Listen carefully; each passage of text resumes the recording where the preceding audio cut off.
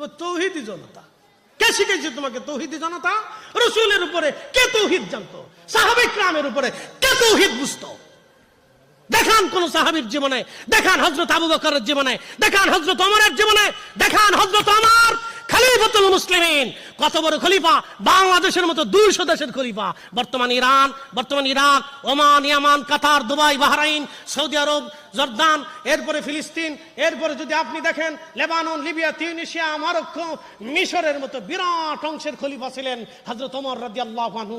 তার রাজ্যের ভিতরে ইহুদি ছিল, খ্রিস্টান ছিল, হিন্দু ছিল, পত্তলিক ছিল, অন্য ধর্মের ছিল, বিভিন্ন ধর্মের ছিল। হযরত ওমর কারো বাড়ি আগুন দেন নাই, কারো ধর্মের স্থান পুড়িয়ে দেন নাই, ভেঙে দেন নাই, মেরে ফেলেন নাই, ধরে আনেন নাই, জবাই দেন নাই। কাউকে বলেন নাই যে তুমি ইহুদি ধর্ম পালন করতে পারবে না, তুমি খ্রিস্টান ধর্ম পালন করতে পারবে না, তুমি পত্তলিকতার পালন করতে পারবে না।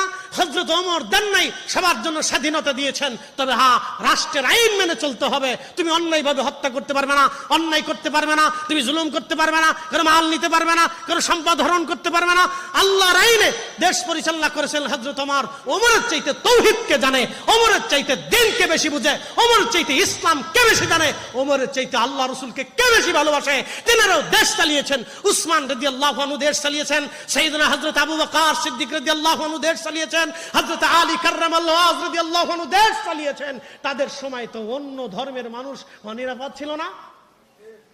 আমি নাম দিয়েছে তৌহিদি জনতা। কি বলবো, কি বুঝাবো জানি না। মাঝে মধ্যে চিন্তা করি আমি কি অসুস্থ না এরা অসুস্থ, বুঝি না। প্রিয় উপস্থিতি, এইভাবে যদি চলতে থাকে তাহলে মনে রাখবেন আগামী 10 বছরের ভিতরে এই দেশের সমস্ত মেধা বিদেশে চলে যাবে। আপনি জানেন না, আল্লাহর কসম করে বলি, যদি এইভাবে চলতে থাকে আগামী 10 বছরের ভিতরে এই বাংলাদেশের বড় বড় মেধাগুলি দেশ ছেড়ে চলে যাবে। আর তার পরবর্তী 20 বছরে আপনার কি করুণ পরিণত হবে আপনি নিজেও জানেন না।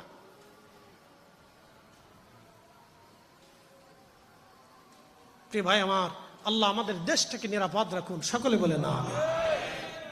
আমরা ভেজাল মুক্ত, জঞ্জাল মুক্ত দেশ চাই, চমৎকার সুন্দর দেশ চাই, মিলেমিশে সবাই থাকবে। যার মন চাই দোয়া করুক, না করুক। আমি দোয়া করি, সেই জন্য আমার দোয়া বন্ধ করতে হবে। আমি মিলাদ মাহফিল দিছি, সেই জন্য উঠে পড়ে মিলাদ মাহফিল বন্ধ করতেই হবে।